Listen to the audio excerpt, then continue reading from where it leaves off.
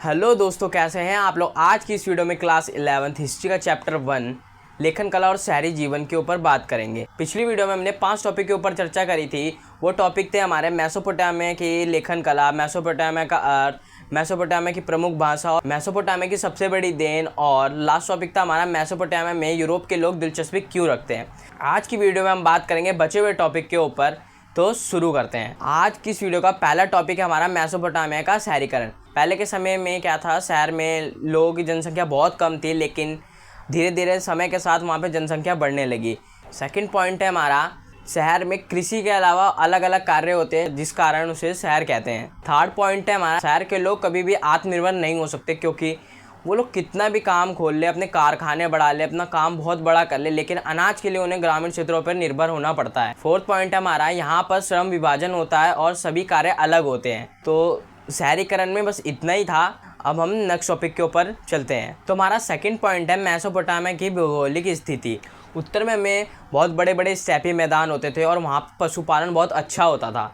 दक्षिण में हमें ज़मीन उपजाऊ मिलती, जिस कारण वहाँ पे खेती बहुत अच्छे से होती थी, और बगल से दजला नदी गुजर रही है, जिस वजह से हमें सिंचाई के लिए पानी मिल जाता था। और सबसे पहले दक्षिण में ही लेखन कला पाई गई थी। पूर्वी हिस्से में क्या था, परिवहन अच्छा था, क्योंकि जल मार्ग से वो लोग जाते थे, तो वहाँ पे नाव वगैरह होती थी, जिस वजह से उन्हें आने जाने में कोई तकलीफ़ नहीं होती थी। और सेकंड है हमारा वर्षा। वहाँ पे वर्षा भी कम होती थी, जैसे नहीं बहुत ज़्यादा वर्षा होगी तो बाढ़ आ गई, नॉर्मली वर्षा होती थी। और थर्ड है, वहाँ पे जंगली एरिया था, तो वहाँ पे जंगली फूल देखने को मिलते थे बहुत सारे, जो कि सुंदर लगते थे। तो यही था हमारा सेकंड टॉपिक, भौगोलिक स्थिति क्या थी वहाँ की। तो हम थर्ड टॉपिक की तरफ चलते हैं। थर्ड टॉपिक है हमारा, मेसोपोटामिया के लोग माल की आवाजाही कैसे करते हैं। माल की आवाजाही मेसोपोटामिया के लोग दो तरह से करते थे, एक जल मार्ग और एक स्थल मार्ग। जल मार्ग से वो लोग सोना, चांदी, तांबा, कांसा, कीमती सामान वो लोग मंगाते थे। और वो लोग कीमती सामान किस किस देश से मंगाते थे, ईरान, तुर्की जैसे देशों से मंगाते थे। और स्थल मार्ग से वो लोग किस किस चीज़ों का व्यापार करते थे, वो लोग अनाज, औजार के पत्थर, जिससे वो लोग अपने औजार बनाते थे, वो पत्थर वो लोग कौन कौन देशों से मंगाते थे, उरुक, मारी जैसे देश से मंगवाते थे। और वो लोग ज़्यादातर अपना व्यापार जल मार्ग के थ्रू ही करते थे। स्थल मार्ग से वो लोग कम इसलिए करते थे क्योंकि वो लोग बैलगाड़ी के थ्रू जाते थे, जिस वजह से कभी कभार बैलों की तबीयत ख़राब हो गई तो उनके लिए दवाई ववाई खरीदने के लिए उनको पैसा बहुत खर्चना पड़ता था और समय भी बहुत ज़्यादा लगता था। जल मार्ग के थ्रू उन्हें समय भी बहुत कम लगता था, वो जल्दी जाते थे और जल्दी ही वापसी आ जाते थे। इस वजह से वो लोग ज़्यादातर जल मार्ग से ही व्यापार करना पसंद करते थे। तो थर्ड टॉपिक भी हमारा कोई ज़्यादा बड़ा नहीं था, बहुत छोटा ही टॉपिक था। तो आप लोग जो मैं पढ़ा रहा हूँ वो साथ के साथ स्क्रीनशॉट भी ले लीजिए, या तो साथ के साथ लिख भी लीजिए, क्योंकि आपको पढ़ने में आसानी होगी बाद में। तो अब हम फोर्थ टॉपिक की तरफ चलते हैं। फोर्थ टॉपिक है हमारा मेसोपोटामिया के मंदिर के स्वरूप। मेसोपोटामिया के मंदिर पहले कैसे दिखते थे। मेसोपोटामिया के मंदिर घरों के जैसे होते थे, बिल्कुल सिंपल, और वो कच्ची ईंटों से ही बनाते थे। और मेसोपोटामिया के मंदिरों में उनके देवी देवता निवास भी करते थे। मेसोपोटामिया के देवता कौन कौन थे, मेसोपोटामिया के देवता थे उर देवता और चंद देवता। उनकी देवी कौन कौन सी थी, इनाना देवी और युद्ध और प्रेम की देवी थी। कुछ टाइम बाद पता चला कि मेसोपोटामिया के जो मंदिर हुआ करते थे बीच आंगन में बनाए जाने लगे, और साइडों में कमरे बना के लोग उसमें रहते भी थे। तो फोर्थ टॉपिक भी हमारा इतना ही था। अब हम नेक्स्ट टॉपिक के ऊपर चलते हैं। तो हमारा फिफ्थ टॉपिक है, मेसोपोटामिया की ज़मीन उपजाऊ होने के बावजूद भी कृषि संकट में क्यों पड़ जाते थे। पहली बात तो कृषकों को संकट होता किस प्रकार का था। संकट ये था कि उनकी ज़मीन बार बार सूखी पड़ जाती थी, जिस वजह से उनकी फसल बर्बाद हो जाती थी।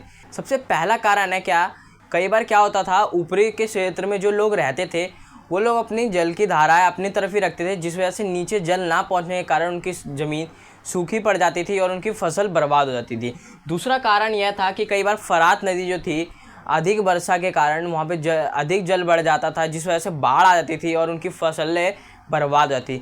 तीसरा कारण यह था कि लोग क्या करते थे, जल और ज़मीन के लिए लड़ते थे। इस वजह सिंचाई करने का टाइम मिलता था और ना ही कुछ करने का टाइम मिलता था, जिस वजह से उनकी फसलें बर्बाद हो जाती थी और उनकी फसल किसी काम की नहीं रहती थी। यही था हमारा फिफ्थ टॉपिक।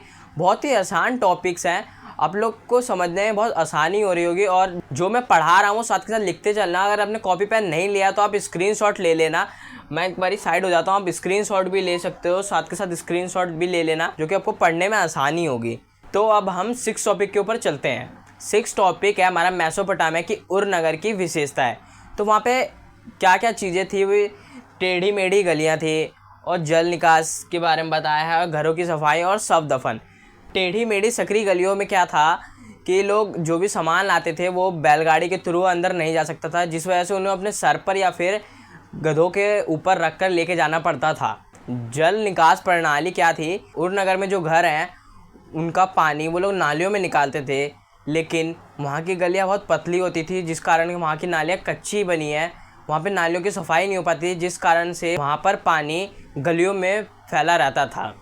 और थर्ड है घर की सफाई। उरनगर के लोग क्या करते थे, घरों की सफाई कर लेते थे और घर का जो कूड़ा होता था वो गलियों में फेंक देते थे, लेकिन जब वर्षा होती थी जिस वजह से वहाँ पे पानी भर जाता था तो उनका कूड़ा वापसी उन्हीं के घरों में घुस जाता था, जिस कारण से वो लोग वहाँ पे घर तोड़ के फिर ऊंचे ऊंचे घर बनाने लग गए हैं कि उनका पानी उनके घर में ना घुसे।